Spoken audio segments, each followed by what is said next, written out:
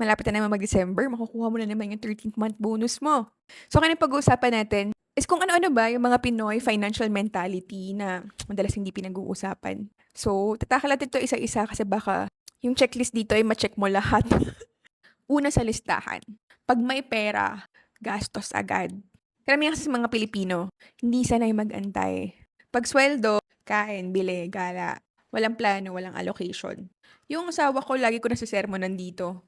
Kapag kasi may mga laban siya at binibigyan sa akin yung mga allowance niya, ang ginagawa ko, tinatabi ko. Tapos hindi niya alam na hindi ko ginastos. Tapos bigyan ko sabihin na, oh, meron ka ditong nakatabi itong allowance mo na hindi ko ginalaw. Ah, sige, akin na, may bibili na ako. Sisermonan ko na siya noon kasi gagastusin niya agad. Sabi ko nga sa kanya, dapat kapag may gayang extra money, ang maisip mo agad is paano ko kaya mamumultiply to? Paano kaya magagawan times 2, times 3, times 4 to?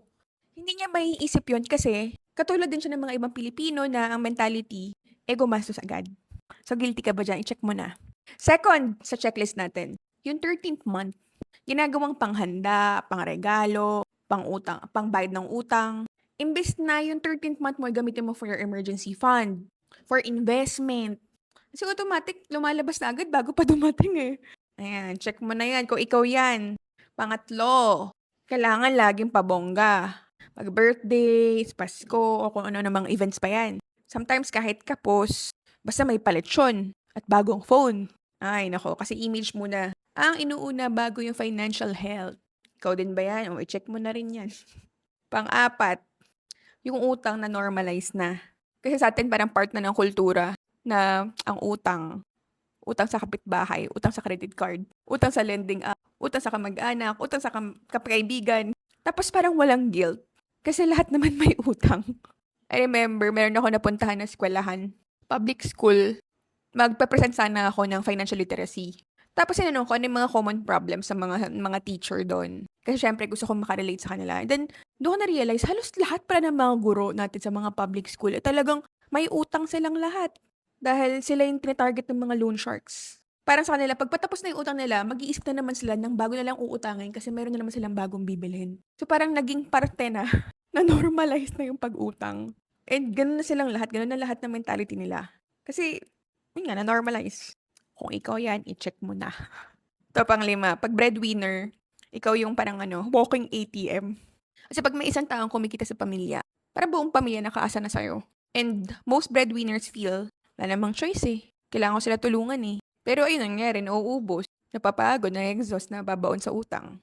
Kaya ngayon, kung breadwinner ka, and you have been giving your family is financial support for like decades, taon-taon, wala kang obligasyon na bigyan sila ng regalo ngayon. Kahit, pwede mo silang bigyan. Syempre, love mo sila. Gusto mo sila mapahappy ngayong Pasko. Pero kahit siguro yung mura lang, unahin mo yung sarili mo. Unahin mo yung mga financial needs mo, yung investment mo, yung pagbayad mo sa mga utang, yung emergency fund mo, bago yung regalo mo sa kanila.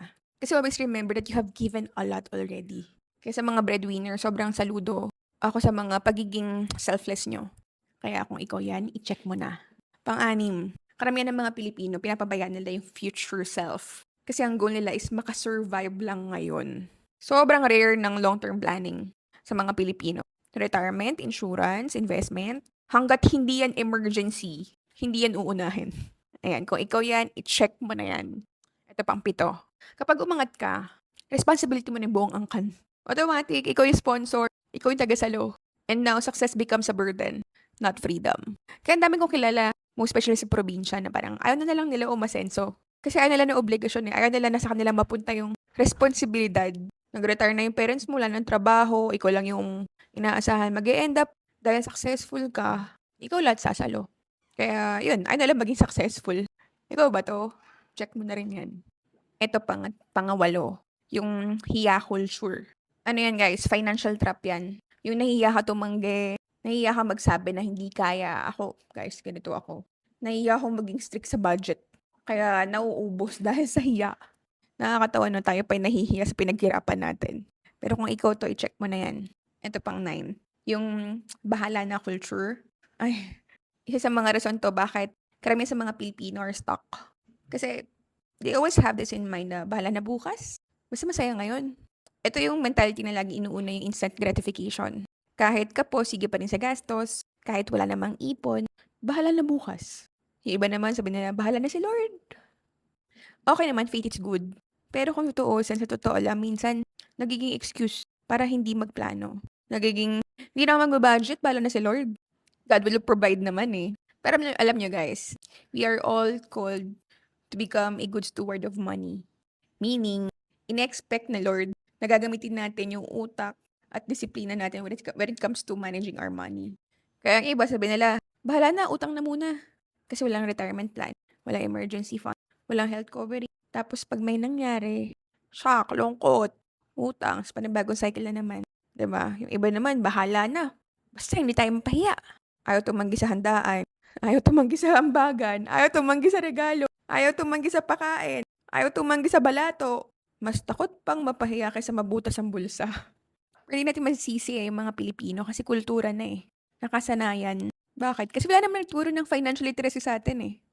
Wala namang nagturo kung paano mag-budget, paano magbayad ng utang. Wala namang nagturo kung paano mag-invest. So what do you expect? We cannot expect someone to become financially literate if wala namang nagga-guide sa kanila.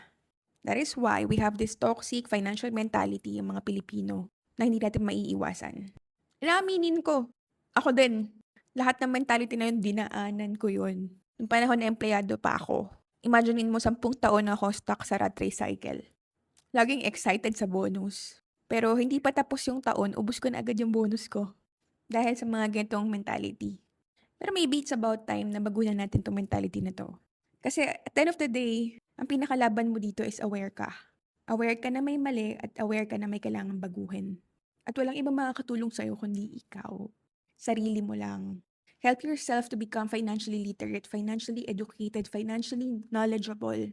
Kasi ikaw lang di magbabangon na sa sarili mo, eh. Hindi ka ibabangon ng mga taong umaasa sa'yo ngayon. You cannot expect from them. But you still have time to change what you're doing right now so you can change your situation next time. So, ayun lang guys. I hope meron tayong natutunan today. Have a great week.